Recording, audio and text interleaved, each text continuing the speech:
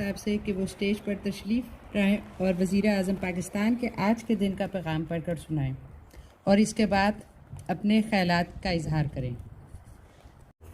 On the occasion of Pakistan Day, 23rd March 2021.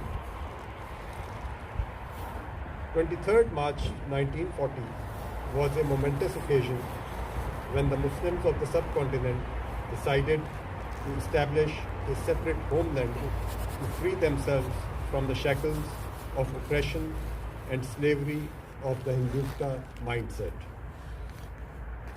Today, we pay tribute to the father of the nation and all leaders of the independence movement who united Muslims of British India and struggled for creation of a free and independent Muslim state.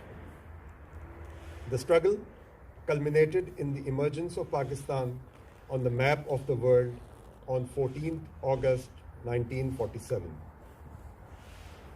While commemorating this day, we need to adhere to the principles of unity, faith, and discipline given by Quaid-e-Azam Muhammad Ali Jinnah. Our vision is to transform Pakistan into a truly democratic welfare state on the model of Riyasat-e-Madina. Our great nation has successfully overcome challenges of immense magnitude in past through unity and resilience. Today, we need to remain strong to face the pandemic that has engulfed the entire world. Inshallah, we will succeed in these testing times. On this day, we also express solidarity with the innocent people of Indian illegally occupied Jammu and Kashmir who have been subjected to worst forms of state oppression by Indian security forces. We salute their courage and will continue to support them morally, politically, and diplomatically for realization of their right to self-determination under the relevant UN Security Council resolutions. Today, let us renew our commitment to make Pakistan a humane, progressive, and prosperous state akin to Riyasat-e-Madina based on rule of law, meritocracy, egalitarianism, and compassion. May Almighty Allah grant us strength to remain steadfast during all testing times. Pakistan Paindabad.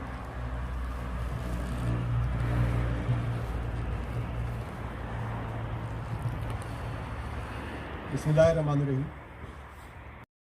On the occasion of Pakistan Day, 23rd March 2021. 23rd March 1940 was a momentous occasion when the Muslims of the subcontinent decided to establish a separate homeland to free themselves from the shackles of oppression and slavery of the Hindutva mindset. Today, we pay tribute to the father of the nation and all leaders of the independence movement who united Muslims of British India and struggled for creation of a free and independent Muslim state. The struggle culminated in the emergence of Pakistan on the map of the world on 14th August 1947. While commemorating this day, we need to adhere to the principles of unity, faith, and discipline given by Quaid-e-Azam Muhammad Ali Jinnah.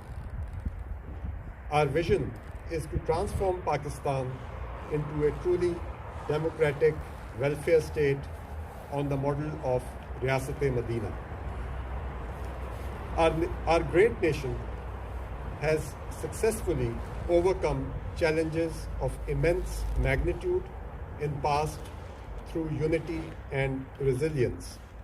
Today, we need to remain strong to face the pandemic that has engulfed the entire world.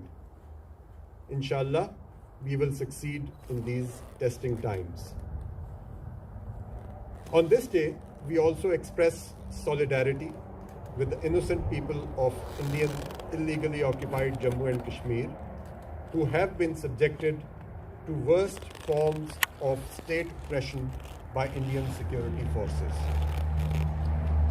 We salute their courage and will continue to support them morally, politically, and diplomatically for realization of their right to self-determination under the relevant UN Security Council resolutions. Today, let us renew our commitment to make Pakistan a humane, progressive, and prosperous state akin to Riyasat-e-Madina based on rule of law, meritocracy, egalitarianism, and compassion. May Almighty Allah grant us strength to remain steadfast during all testing times. Pakistan Zindabad.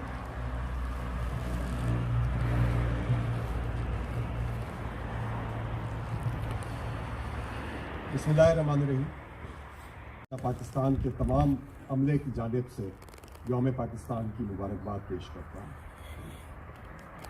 गुज़िश्ता एक साल तमाम दुनिया बशमूल पाकिस्तान के लिए एक दुश्वार साल था। कोरोना की वबा ने दुनिया के लिए मुश्किलात में इजाफ़ा किया और मामूल की ज़िंदगी को शदीद तौर पे मुतासर किया। वैक्सीन की शक्ल में अब हमें एक उम्मीद की किरण नज़र आ रही है, लेकिन मुश्किल का वक्त अभी ख़त्म नहीं हुआ। दुनिया के बेशतर ममालिक की तरह पाकिस्तान भी इन दिनों कोरोना की तीसरी लहर का सामना कर रहा है और आपके इल्म में है कि वज़ीर आज़म पाकिस्तान जनाब इमरान खान भी हाल ही में इस बीमारी से मुतासर हुए। हम उनके लिए और कोरोना के तमाम मुतासरीन के लिए जल्द सेहतयाबी की दुआ हो। साथ ही साथ मेरी तमाम कम्युनिटी से ये गुजारिश है कि वो हुकूमत डेनमार्क की बताई गई तमाम एहतियाती तदाबीर पर सख्ती से अमल दरामद करें। अल्लाह ताला हमें इस वबा से जल्द निजात दे, आमीन। कोरोना की वबा के बावजूद सिफारत खाने में हद्दुल वसा ये कोशिश रही है कि वो कम्युनिटी को बेहतरीन काउंसलर सर्विसेज फराहम करें। इस अरसे में सिवाय 2 मरतबा जब हमारे अमले के 2 अफराद इन्फेक्शन का शिकार हुए, सिफारत खाने ने अपना काम जारी रखा। गुज़िश्ता 1 बरस के अरसे में जब से मेरी डेनमार्क में बतौर सफ़ीर तैनाती हुई है, हमने कम्युनिटी को बेहतर से बेहतर काउंसलर सर्विसेज फराहम करने और उनसे बेहतर रवाबित कायम रखने की कोशिश की है। इस सिलसिले में हमने कई नुमायां इक़दाम उठाए हैं। सबसे पहले सिफारत खाने की वेबसाइट पर कम्युनिटी को रजिस्टर करने के लिए एक पोर्टल का इनेकाद किया गया। जिन अफराद ने अब तक इस पोर्टल पे अपने आप को रजिस्टर किया है, उन्हें ईमेल के ज़रिए से वक्तन फ़वक्तन पाकिस्तान के बारे में अहम मालूमात फराहम की जा रही हैं। इसके अलावा उनसे मुख्तलिफ़ शोबों में जिनसे वो मुंसलिक हैं, उनकी राय भी ली जा रही है ताकि हम पाकिस्तान की इक़्तिसादी तरक्की के लिए बेहतर तौर पर काम कर सकें। मेरी तमाम कम्युनिटी से ये गुजारिश है कि वो सिफारत खाने का साथ दें और इस पोर्टल पे अपने आप को रजिस्टर करें ताकि हम आपके साथ एक बेहतर अंदाज में राब्ता रख सकें। नंबर 2, हमने एम्बेसी में काउंसलर हॉल की नए सिरे से तज़ीन व आराइश की है और इसमें एक नई ऑटोमेटिक क्यूइंग मशीन लगाई है ताकि काउंसलर सर्विसेज ज़्यादा मुनज़्ज़म अंदाज में फराहम की जा सके। नंबर 3, ई वीज़ा का अब मुकम्मल तौर पर इजरा कर दिया गया है اور اب تمام ویزا اپلیکنٹس اس سہولت سے گھر بیٹھے مستفید ہو سکتے ہیں.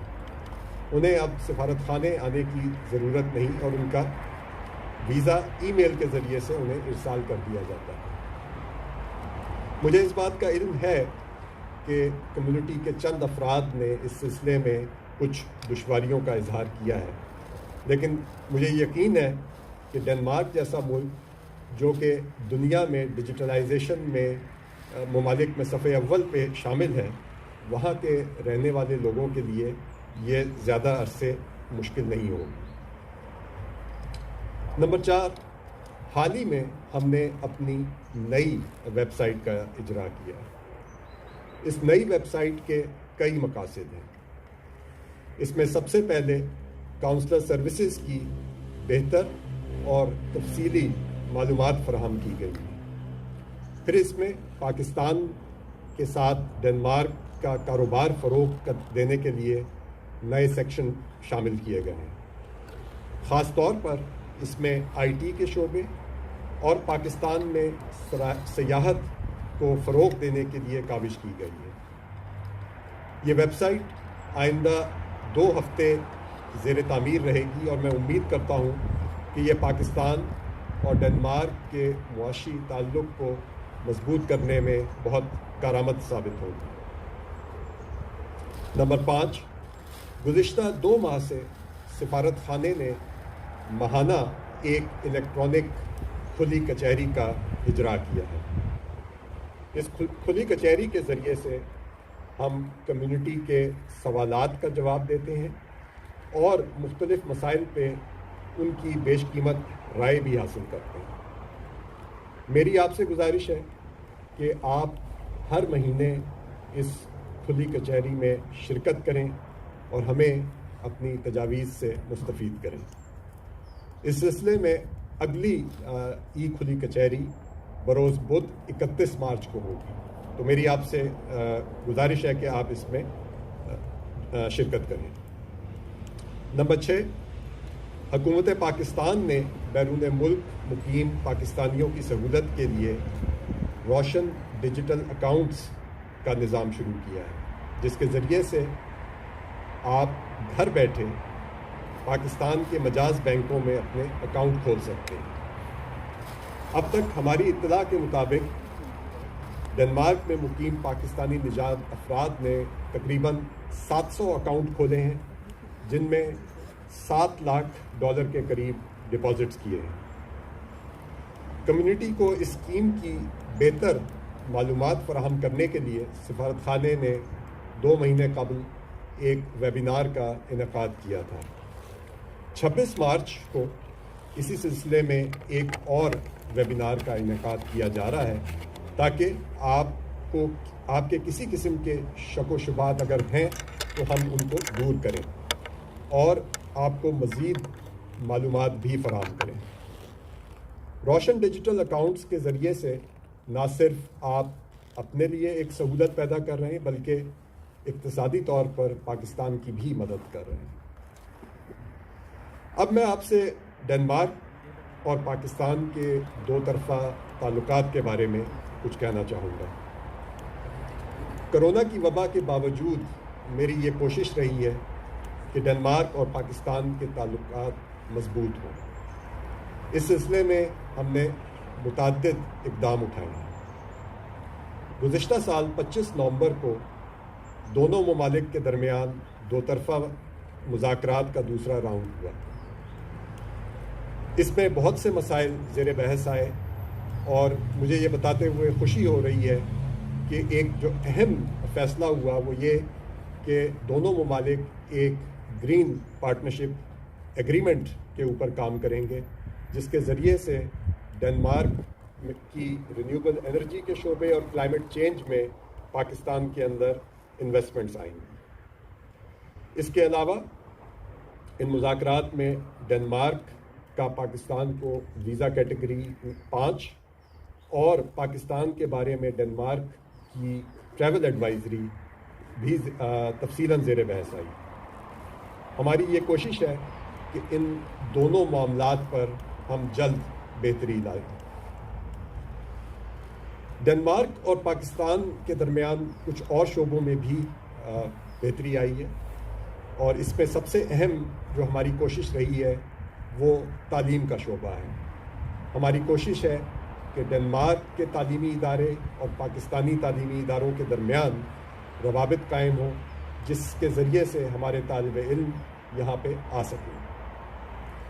اس سلسلے میں اوڈنسے میں مقیم 2 تعلیمی ادارے کولڈ کالج اور ڈیلم اکیڈمی کا لاہور کی university of veterinary and animal sciences کے ساتھ 2 یادداشتیں پر دستخط ہوا ہے، اور ان کے ذریعے سے ہماری یونیورسٹی ڈیری کے شعبے میں ڈنمارک کی مہارت سے مستفید ہو سکے گی۔ اب میں آپ سے مسئلہ کشمیر کے سلسلے میں کچھ بات کرنا چاہوں گا۔ آپ کے علم میں ہے کہ 5 اگست 2019 کے بعد ہمارے کشمیری بہن بھائی بہت مشکلات کا شکار ہیں اور بہت سی مظالم کا سامنا کر رہے ہیں۔ بھارتی افواج اور سیکیورٹی فورسز نے کشمیر کے اندر ظلم کی ایک نئی داستان رقم کی ہے، اسے ان مظالم کا سامنا کر رہے ہیں۔ جیسا کہ وزیر اعظم پاکستان عمران خان صاحب کا پیغام اور صدر پاکستان ڈاکٹر عارف علوی نے اپنے پیغام میں یہ بات کہی ہے کہ پاکستان کی حکومت، اس کے عوام اس وقت تک کشمیریوں کا ساتھ دیں گے جب تک کہ وہ اپنا حق خود ارادیت حاصل نہیں کر لیتے۔ پاکستان کے تمام لیڈر بشمول وزیر اعظم عمران خان اور وزیر خارجہ شاہ محمود قریشی نے تمام بین الاقوامی فورمز پر کشمیر کے مسئلے کو بہت مؤثر طور پر پیش کیا ہے۔ میں ڈنمارک میں مقیم پاکستانی اور کشمیری کمیونٹی کو بھی اس سلسلے میں خراج تحسین پیش کرنا چاہوں گا کہ گزشتہ 1 سال میں آپ نے کشمیریوں کا ساتھ دینے اور ان کے حق میں آواز اٹھانے میں کوئی کسر نہیں رکھی۔ اس سلسلے میں خاص طور پر تحریک کشمیر ڈنمارک اور کشمیر سوسائٹی ڈنمارک کا ذکر کروں گا، اور میں آپ کا مشکور ہوں کہ آپ نے اور آپ کی قیادت میں کشمیر کے مسئلے کو ڈنمارک میں اٹھایا گیا۔ میں اپنی اس تقریر کو اس امید اور دعا کے ساتھ ختم کروں گا کہ اللہ تعالیٰ ہمارے وطن، عزیز وطن پاکستان کو ہر بری نظر اور برے ارادے سے محفوظ رکھے، ہمیں کرونا کی اس وبا سے نجات دے اور پاکستان کے عوام کو خوشحالی کی راہ پر گامزن کرے۔ آمین۔ پاکستان پائندہ رہے۔ اللہم صلی اللہ سیدنا محمد و علی سیدنا محمد۔ یا اللہ آج ہماری تقریب کو اپنی بارگاہ میں قبول فرما لے۔ یا اللہ ملک پاکستان کو دن دگنی رات چگنی ترقی عطا فرما دے۔ یا اللہ قیام پاکستان میں جتنے لوگوں نے کردار ادا کیا ہے یا اللہ سب کی خدمات کو قبول فرما لے۔ یا اللہ افواج پاکستان جو پاکستان کے کوئی چپے چپے کی حفاظت کر رہی، یا اللہ ان کی مدد فرما۔ یا اللہ اس امبیسی سمیت دنیا میں جتنے مراکز پاکستان کی خدمت میں مصروف ہیں سب کی خدمات کو قبول فرما۔ یا اللہ اس ڈنمارک سمیت یورپ میں بسنے والے تمام مسلمانوں کی خیریت فرما۔ یا اللہ ہمارے کشمیری بہن بھائیوں کی خیریت فرما، ان کی مدد کر۔ یا اللہ کشمیری مسلمانوں کو جلد از جلد آزادی عطا فرما۔ یا اللہ ہم سب کو مل جل کے پاکستان کی ترقی میں کردار ادا کرنے کی توفیق عطا فرما۔ اللہم صلی اللہ سیدنا محمد و علی سیدنا محمد۔